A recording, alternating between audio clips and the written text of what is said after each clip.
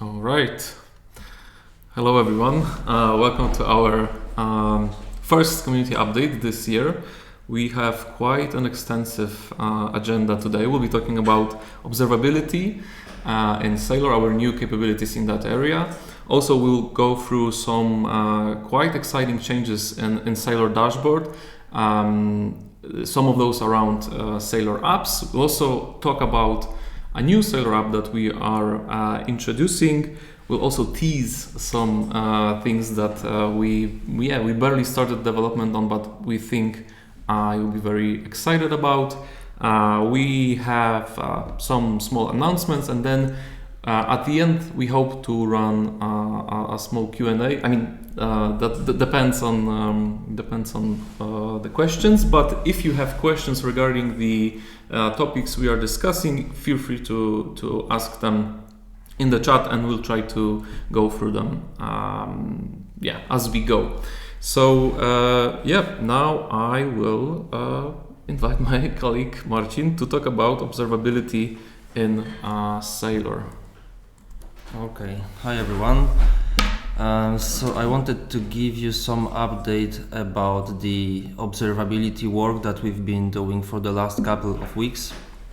So this is basically about introducing open telemetry to Saleor. So we've been using open tracing for quite a long time, but open tracing that was added like 5 years ago, I think, was deprecated along this way, and the solution that comes that is now recommended is open telemetry, which evolved from open tracing, and open telemetry became a standard, I would say, for many open source projects. This open source project as well, the specification of open telemetry is open source, and basically like the code in all the libraries looks the same in all languages for open telemetry. So if you've seen it already in some project, you'll be familiar with how it works in Saleor. So right now this is still work in progress, but it will be released in Saleor 3.21. And what is changing is that we've dropped the open tracing. Now you can run telemetry like with this command that you can see on the screen. And this will provide you basic telemetry for all the packages that we have in Saleor, like Django, database, and other libraries that we have. And open telemetry supports a few protocols. You can use your own collector to receive data if you have a fork of Saleor. You can export directly to your backend, such as Prometheus, Grafana, Datadog, and many other tools. So basically what changes in core is just we just replace the library. Luckily the syntax is quite similar to what we had in open tracing, so there is not so many changes in this regard. With open telemetry comes a new feature to our observability, namely metrics. So with open tracing we only had support for traces, but with open telemetry we have more types of signals available, and additionally to traces we have also metrics. So from now on you will be able to create custom metrics in the code base. We will provide some of the metrics as well for our internal telemetry to give information about API health and basically metrics that are allowing us to tell what's the status of the system. But with this feature you can also add your own metrics. So if you're supporting your own version, your version of Saleor, you can, for example, monitor number of failed payments, of orders created, or any other metrics that could be useful for your store. And on this example, I'd like to show you how simple it is to actually create a new metric in Saleor. It's consisting of two pieces. First is definition of the metric with the name and type of the metric. And second thing is a function that you actually call in your code to record the metric. So this is how it will look like. Next thing that is new to observability is distributed tracing with full support for trace parent, header. If you have been using observability before, you should be familiar with this concept, as this is also a standard. We are following the W3C standard here. So this will allow you to connect monitoring of Saleor with your rest of your stack. So if you have more services, if Saleor is integrated in like one of the services that you run where observability is available, you will be able to connect those traces with your front end, with Saleor API and with your apps as well. What is coming to Saleor Cloud? It's also a new feature where we will export some of the metrics for the cloud users in order to provide you with observability of what is going on in Saleor. So basically we have two scopes of observability. One scope is for our internal use. So there is a lot of internal traces that you may not be interested in, but there will also be a public scope. So if you are integrating Saleor again as one of your services, you will be able to see some operations that Saleor is running in order to tell if there is a problem with the API or maybe with one of your integrations. So to give you an example, here is how the public observability would look like. As you can see on this example, we have 4 traces. So we have HTTP trace span, that is basically representing how long the entire API request took to Saleor API. Then we have GraphQL query span, which tells you how long the GraphQL processing, basically how long it took. And what is, I think, most interesting are traces from applications. So if you are using Saleor apps, or if you have your own integrations that rely on synchronous webhooks, you would be able to see, for example, how long it took to run this specific webhook, or if there was an error, or maybe you would be able to debug why an API call is taking too long because maybe your app is down or is having some problems with responding quickly. If we look at the details of this span, you can see that we have informations like name of the application, you can see the name of the synchronous webhooks that we are running here, and some other attributes that are also available here. So this is how it looks like currently. We are still finishing this, so there may be slight changes to the attributes available here, but basically the entire functionality will be there, and you will be able, as Saleor Cloud users, to plug in your open telemetry collectors, or even talk directly to your backend. So the changes in core, the support for open telemetry is coming in 3.21. It will be released, I think, in a couple of weeks.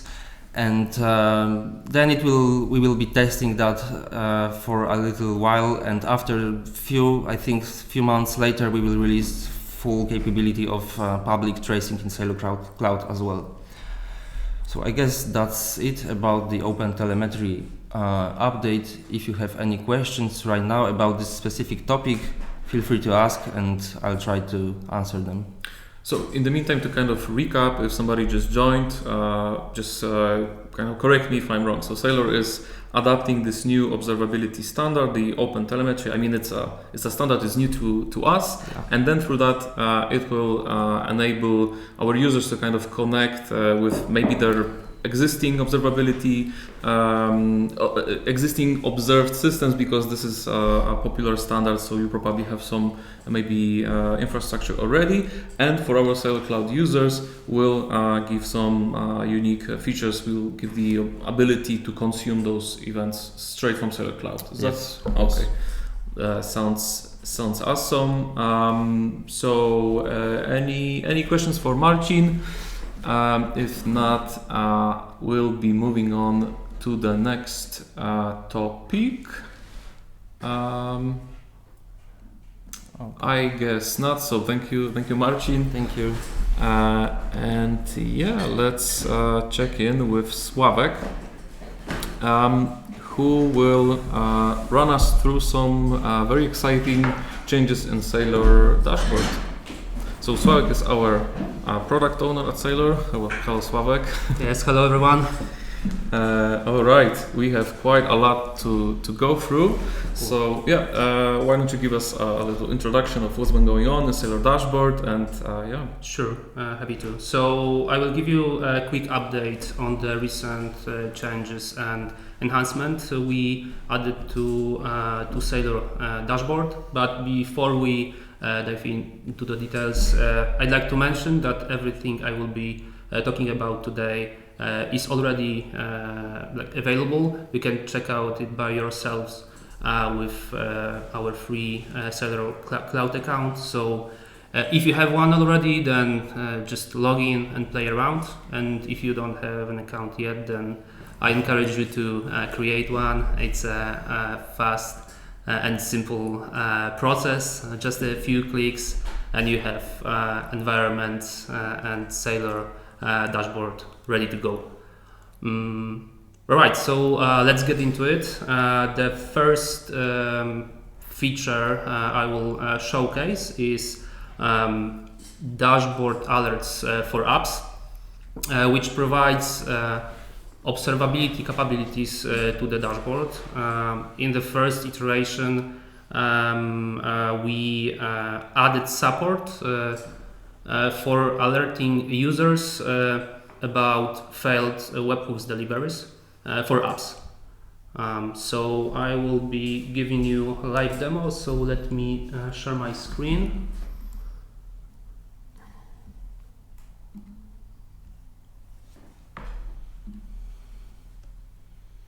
Just a moment.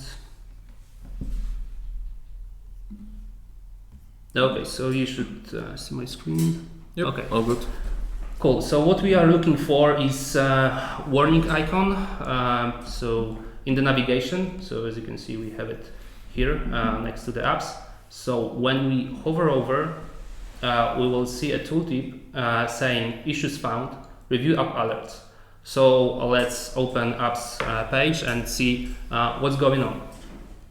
So as you can see, the same alert is also visible here, but this time next to the apps, next to the app that for which the issue occurred.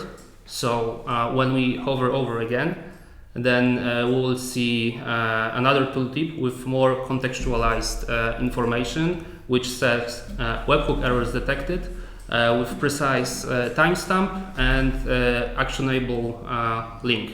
So let's click the view details link, and we will be redirected to the manage app page, and more precisely to app webhooks, when you can just check the details of the failure. So you could kind of say that it ties nicely with what Marcin has showed us, because it's all also about observing. So we had the piece of observing Saleor core and publishing traces and spans from there, but now we have the observability of apps, which is equally as important, since apps do a lot of heavy lifting in exactly.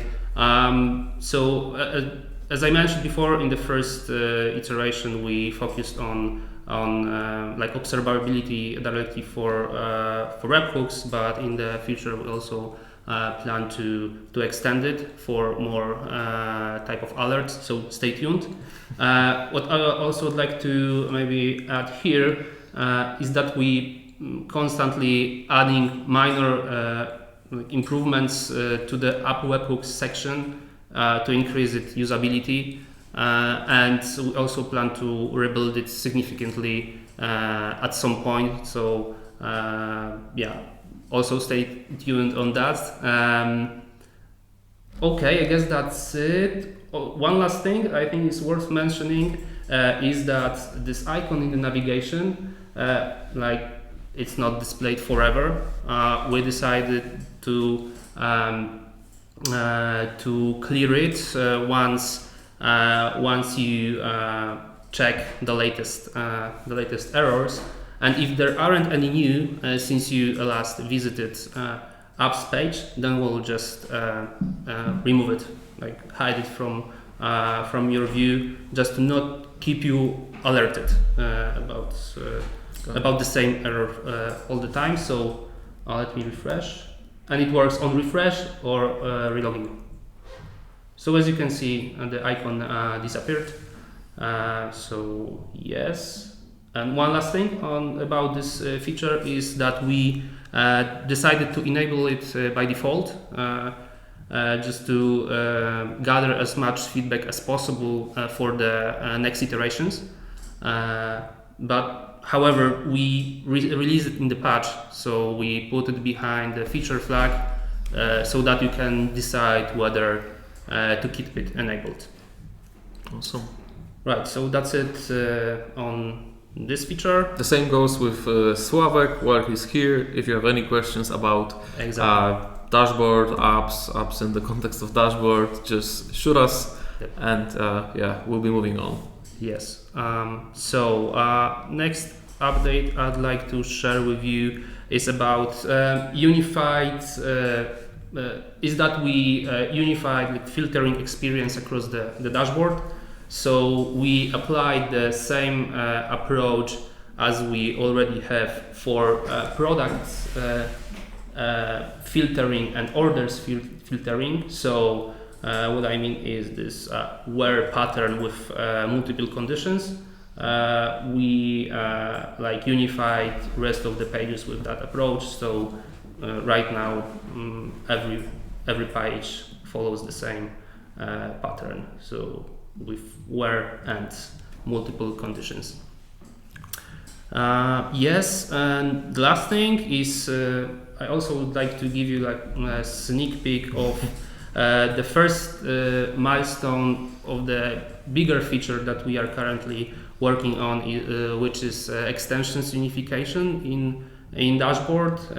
So the high level goal is to basically reorganize the way how we like to manage all kinds of extensions in Saleor and in the dashboard. So apps, plugins, and webhooks. And in the first iteration, we are going to release reorganization and unification of apps. Let me show you how it's gonna look. So yes, so this is a sneak peek of how it's going to look, and I hope within days it should be already available in production. Also behind the feature flag, enabled by default. So you are welcome to play around when it's live. And in the first iteration, as I said, we are focusing on showing you all apps that are currently in our Saleor ecosystem, so that it's easier for you to explore and install them through dashboard. So the big picture goal is to have one place where you can find everything, every way of integrating with Saleor, right? Exactly. Everything we kind of built, either we or our community, this will be all hosted here. Yeah, that's the plan. I guess you have a lot of things to look forward to, thanks to Sławek and the team behind it. All right, so would it be possible to receive the application's webhook alerts via email in the future? For example, we got a question from Pitkes. So any plans about it? Receiving applications webhook alerts via email. So for example, we see there is an error and we send an email to the I don't see any argument why we shouldn't be able, but I cannot. It's I think too early to say if it's gonna be a part of dashboard implementation. So I don't see any technical limitations. The data is there. We'll have to look into it, but I think it would be a good idea. Yeah. very good idea. Yeah. Okay. I think we can move on to the next section. Thank you very much, Sławek. Thank you very much. And now I will invite my other colleague, who is our staff developer, Krzysztof. He's responsible for a new app we want to show you. Hi, Krzysztof. Hello. Let me speak on the stage and share my screen. Okay, so let's get started. First, I want to talk a little more about. Let's see if the screen will be loaded. We will see. It's always a pleasure working with technology and sharing the screen. If not, I will share just the Chrome. If not, I can show it on. If it's only. Maybe I will try with just the Chrome video.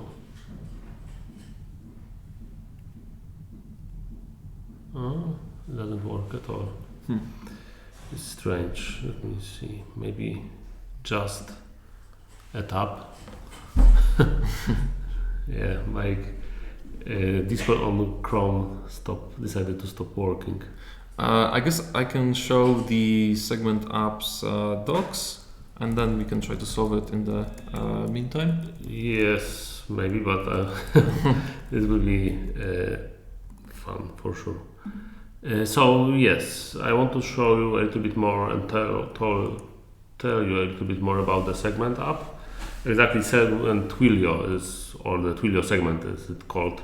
So idea here is that we recently reintroduced the app to Saleor that connects with the Twilio segment. And what is segment? Maybe you will ask. The segment is I think for me personally, is a platform where you can send multiple the data from the multiple sources, and then those data can go to the multiple destinations. You can filter on segment, try to connect the data with itself, and yeah, that's I think what is the segment actually is all about. So the events that is currently supported by these apps are mostly connected to the orders. As you can see here, we have a couple of orders completed, cancelled, or refunded or updated events, and they are using the segment how it's called. It's segment e-commerce event specification. So each event that is sent via a segment will be displayed in. We have properties that are describing this specification, and yeah, if you could scroll down a little bit, I can show you how it works for the particular webhook. As you can see here, we have an order updated webhook. So the Saleor will send the webhook payload to app. App will fetch its configuration. That's as normal, and then we send information to a segment, and app will send back the response code. And then what you can do basically with this app, there is as you can see here in the segment, there is an example that we created for you. This is one of the way of integrating segment with Saleor, and this is a way of, or example on how to use the segment with the customer I/O. And the way of how it works is that when the customer goes to the storefront and they decided to, for example, they created an order, but they forget to pay for the order, you can get the information from the segment.io that please, there is an order waiting for you, please fill it out. And this is in this page you can see how it can be done with the segment and the customer I/O Saleor. So like the idea is we connect the data from the storefront sends some data to segment, then the app sends some data to segment, and then segment kind of stitches it together and then sends it to other services, in this example customer I/O, right? Yes, exactly. You can fill it whatever you want. This can be a database or the analytics tool or whatever it is that you want. Awesome. Basically. My suggestion, because you also have some other examples for our other topics, right? Mm-hmm. So we'll do a little improv, and I can go with the next section. Okay. In the meantime, Mm-hmm. because the stuff that Krzysiek has to show is really great. So I think Krzysiek can try to share his screen in the meantime. And then I'll kind of talk about something else, and hopefully we can go back to Krzysiek. So the other topic we wanted to talk about, to kind of showcase, is Saleor Configurator. So this is definitely early. This is work in progress. The current purpose of this repository is to get your feedback, basically. Configurator is a tool that expresses the idea that is very true for us in Saleor, which is that we are a commerce as code platform. So when interacting with a product that exposes this awesome API that you can use to do everything, and for an e-commerce store, this means really crucial operations. So managing your settings that affect how an order lifecycle is established, or how your product model looks like, and similar things. The idea that you can do it through dashboard is, of course, an idea that enables us to build many great staff user workflows.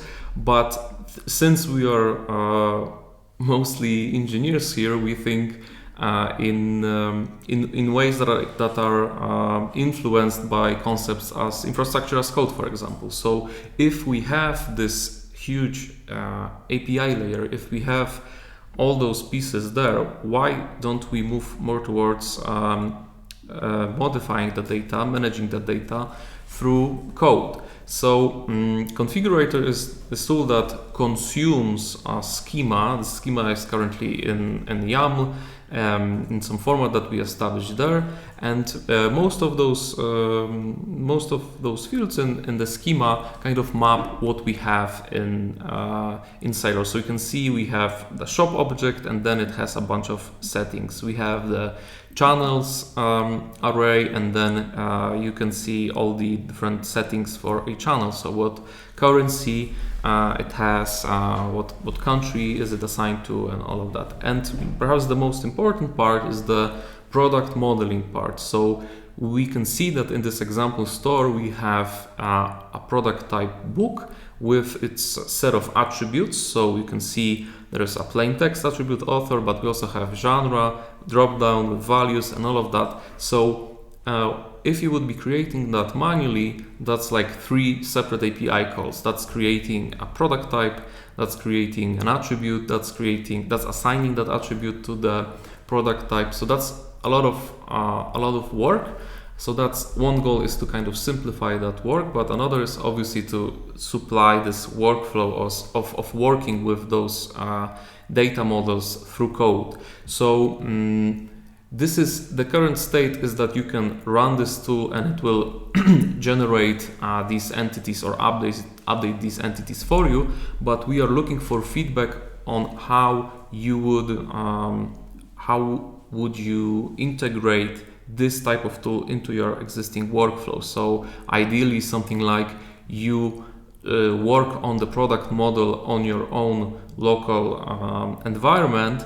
You arrive at a state you want to be in. Okay, this is how I want my product model to look like, and then you deploy it to production. So now this config becomes the source of truth for what your store is, basically.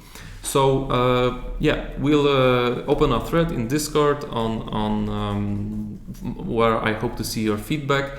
We are thinking about how this could work into your current workflow. For example, CI/CD workflow. How would you use it? What would it be useful for you? So we can further develop it. Krzysiek, how are we doing? Yeah.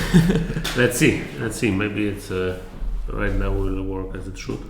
And in the meantime, if any questions about Configurator, we will be happy to answer. Let's see. At least I tried to share it. Okay, so you are on. What's that? I can see your Discord. Yeah. Are you sharing? I don't know, to be honest. No worries. Krzysiek is just giving feedback to Discord, Yes. and it's not positive. It's always fun working with tech, as I said. Let's see. A window screen.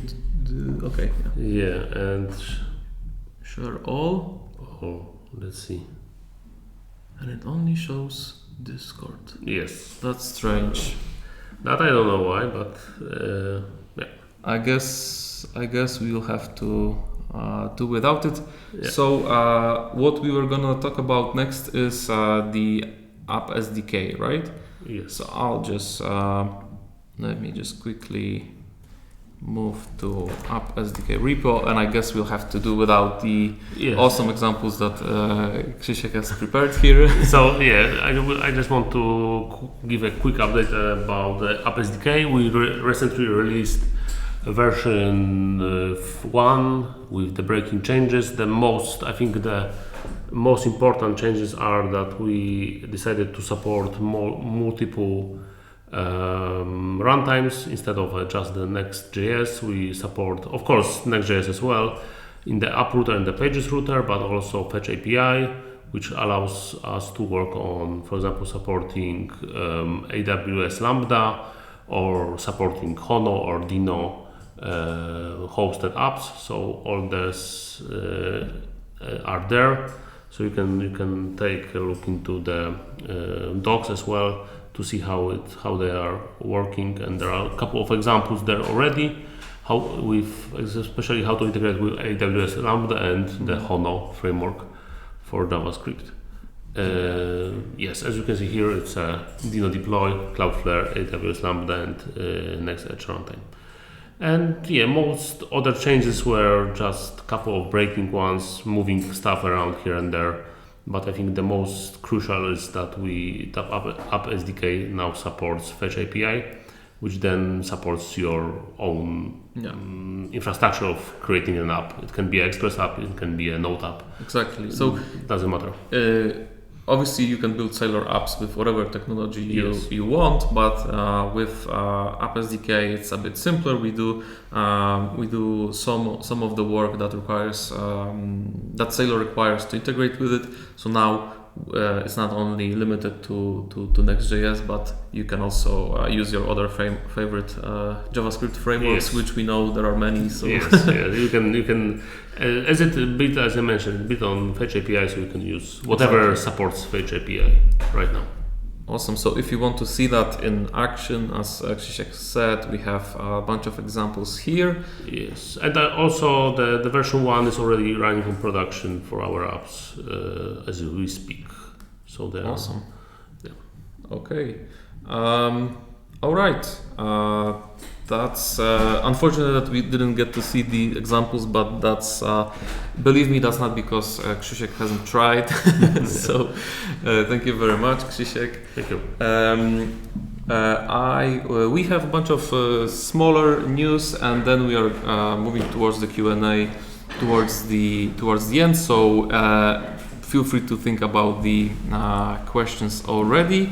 I have some smaller news. So I mean smaller, quicker, but not smaller. So one thing that we wanted to announce is that we are starting the ideation phase around the implementation of the Stripe app. So you can already see a thread on Discord to get your feedback about it, because we have an existing Stripe example and we want to know how is it working for you, what can we do to move it to production ready state. So that's one thing. We also wanted to show you that we have a new Saleor Cloud status page. So now if you are using Saleor Cloud, you can see if we have noticed any issues in the past period that is selected here. So this is for Saleor Cloud, the API in both regions, but also for the apps that we host in the App Store. So yeah, it's up and running. Thank you, Anya. We also wanted to show you our new tech blog. So this is a blog on dev.to that we will use to share some technical tidbits of how Saleor is being developed, things we kind of arrived at during our implementation of different things in Saleor. So as you can see, we have some articles already, some of them on Python, some of them on DynamoDB and testing. So if you are on dev.to, we would be very happy if you gave us a follow there. And lastly, I wanted to talk about changes in Saleor's contribution policies. So we hear your feedback. We've been gathering it for quite some time now, and we wanted to arrive at a process that will be one, more pleasant and more predictable for you, the people who want to contribute to Saleor, for which we are super grateful, and it still feels surreal to see that engagement. But also for us, so it's easier for us to manage, so that we can respond with some actions on our side quicker, so that you can see your contributions hopefully faster. And the changes on the community side are not that big. We've introduced some changes for our internal processes, that consequences of which you can already see, because Anya, who will join me here in a moment, has been plowing through Saleor issues like crazy. So we hope to see the issues in a stage where you can just quickly go through and see, okay, this is a good first issue I can work on. This requires some further refinement, and I would say we are getting closer to that. So, but the biggest changes were around feature requests. So the last thing we want is to have you spend your time working on something that we then have to turn down. And mostly the reason why we have to turn down contributions is not because of, I mean, maybe I'm wrong, but my guess is not because of like code quality or something like that, but before of misalignment. So we at Saleor have some sort of idea where Saleor is going, what we want to develop, and so on, whereas the contributors don't necessarily have that. So we don't want to we want to improve that, and we want to support your feature requests in this form. So first, the life cycle of a feature request begins here on Discord. We want to have discussions with you, but not about feature requests right away, but about problems that you are trying to solve. So we discover bugs and other issues already through that way, but now we want to use Saleor and Discord, and especially the ideas channel for brainstorming issues that you have.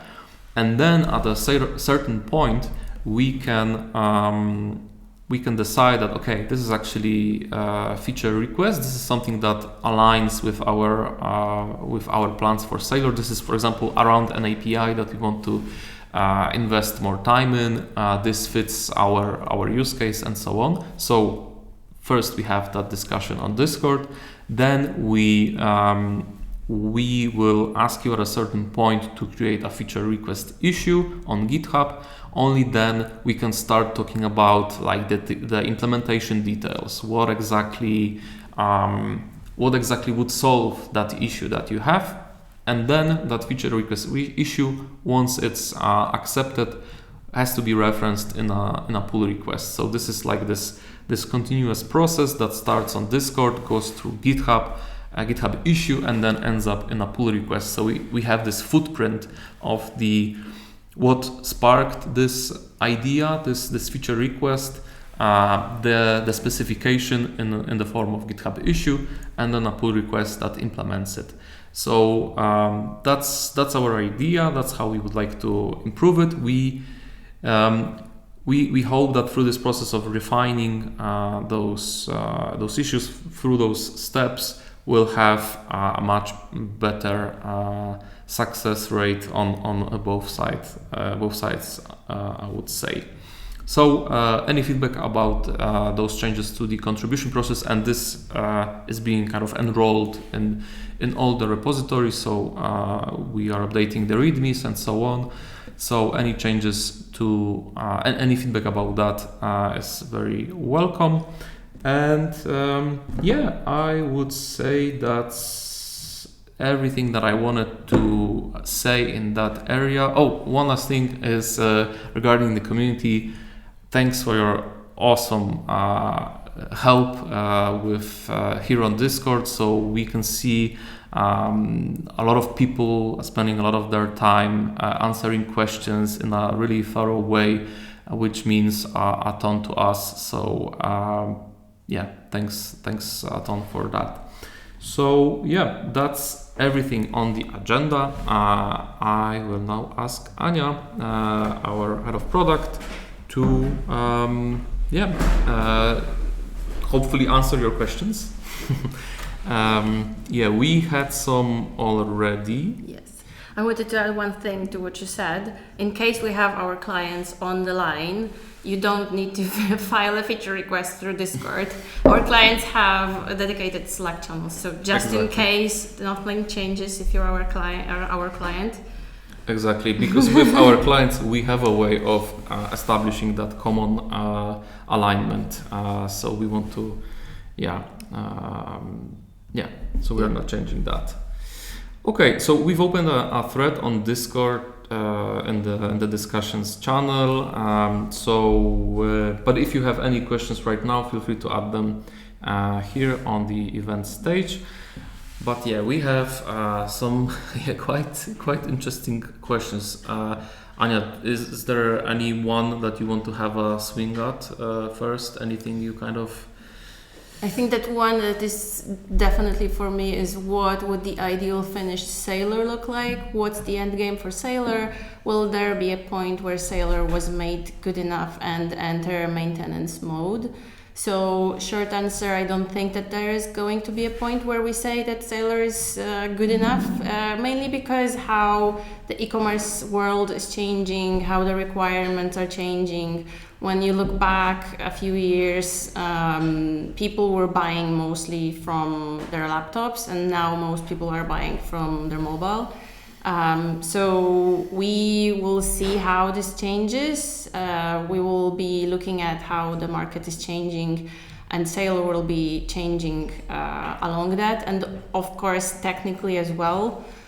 So I don't think that there is a finished Saleor state. Definitely. Looking at our backlog, I don't think so. We have a lot of things there already. How is first-party dockerization of Saleor apps going? I'm afraid that issue is sitting comfortably in that backlog. We have not made any progress on that. But we'll try to when something moves in that area, we'll definitely let you know. Our current workflow with the apps in the App Store doesn't require the Dockerization because we don't we deploy it elsewhere. We'll have to think through what the process would look like. But we can definitely hear that this is something that you would want. So we'll discuss it. And then we have those really interesting questions about using WASM to extend functionality in Saleor. Anya, do you have any thoughts around it? Yeah, so I was checking actually with Patrice, and we did experiments in 2022, and the conclusion was that it doesn't really make a difference when you build an app that has to pull in additional data. So especially when hosting on AWS with VPC peering and apps hosted in the same region. So we did test that, and for us it didn't really make a difference.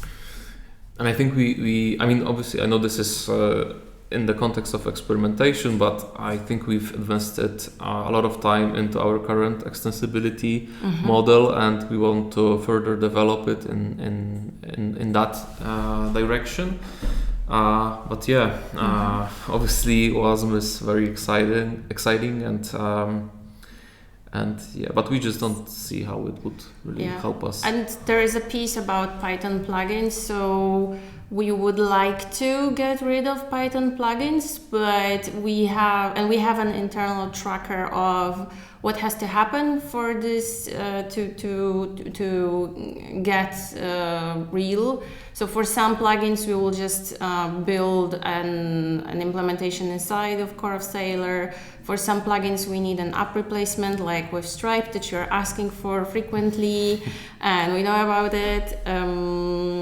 So we would like to go into the apps direction as at this point, and this has been true for quite some time now.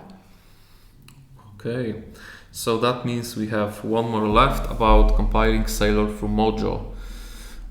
We've asked around. I don't think there was any attempt to do it, and there was also some hesitation if we would see big benefits from that. So if you see any particular way in how Saleor would benefit from that, we would love to hear. And the same goes for the WASM question. If you think we are missing something, we are happy to be proven wrong.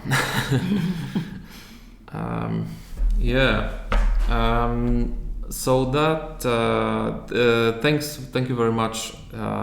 I've always been wondering how to pronounce your nickname. I will say DJ Kato. That's my way. So thanks for those questions, really great ones.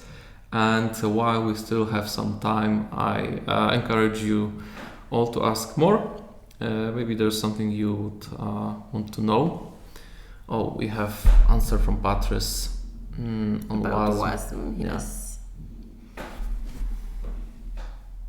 Also, I think that if you want us to share bits and pieces of how we work internally, you can also ask for that on Discord.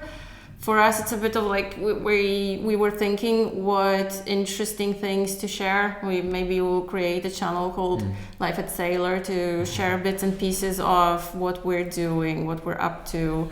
We have quite an extensive internal channel with Animals of Saleor that is very active, and we're not really sharing any of that niceness outside. So if you would like that, share with us. I'd love to see your animals as well. Yes. This is my favorite channel. We have some new questions. So are there any developments or plans for UI extensibility of the dashboard? So I would guess that's like adding new ways to extend Saleor dashboard. So we are looking at this. There is, unless people don't know, I mean, in case people don't know, I will say there is one thing you can do by attaching an app to the navigation, or attaching it as an iframe, I think, to a few extensions to a few of the views. So you can do that. We would like to allow you to replace some of the views. So we were thinking of allowing you to replace the home screen, which was also a topic that has been here every now and then.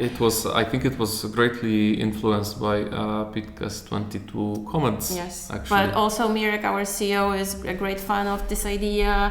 So we will be looking into this, but for now it's not any of our priorities. And also, could you also share any upcoming plans regarding rich metadata types that are on the roadmap? Yeah, so the idea is that right now metadata is just a text. We would like to get it structured in some way so that you can also filter by the metadata, which is now a big problem. You cannot really do that, which means that you either have to figure out like a different solution or have to build the filtering for metadata somewhere in the app or figure something completely different. Some of our clients basically have a replica of their database to filter out stuff, which they could do probably with metadata. So this is that idea basically. Yeah, sounds awesome. And also it will allow you to do like better validation of what's there if you're using JSONs and just putting them in this field right now. So it would just make it more reliable and more data consistent. But this is not about rich metadata types, but we are really bullish on adding some new capabilities to pages and attribute references, because we've been using that quite a lot. So maybe for some entities, for things like products or pages, you will also see some improvements. Yes. We were even running a workshop today around what are the biggest shortcomings in terms of I want to represent my business with Saleor. What are the most common problems that we hear from our clients? So things that we looked at were discounts, importing data and improving the bulk operations, and also making sure that the bulk operations are in docs, because right now there is not much about them and they are there for importing data. So we're just looking at where we can improve and where we should improve Saleor from the area of I just want to build stuff with Saleor and just to make it easier for everyone to do it. Yeah, exactly. So if you don't have any questions for us, we have a question for you, which is, what was your biggest hurdle? What took the most time, your development time, when implementing Saleor? What was the biggest pain, basically? Let us know. If not right now, then we are ready to get this feedback. Share it on one of the channels. Yes, I think we are getting closer to the end. So if you are sitting on a question of some sort, don't be a stranger. There's your last chance. Yeah, I mean last. For now. Because we hope to do it more frequently. For the last few minutes. Yeah. But also you can share your dog or your cat or your animal, because we always welcome that. Exactly. Yeah. No typing in the chat. No way. Yeah, so I guess what's left is thanking you for choosing to spend your time with us. We hope that it was entertaining and informative, as we are cooking some amazing things here at Saleor, we'll be sharing more. It was great to have you here, and see you next time. Bye bye. Thank you.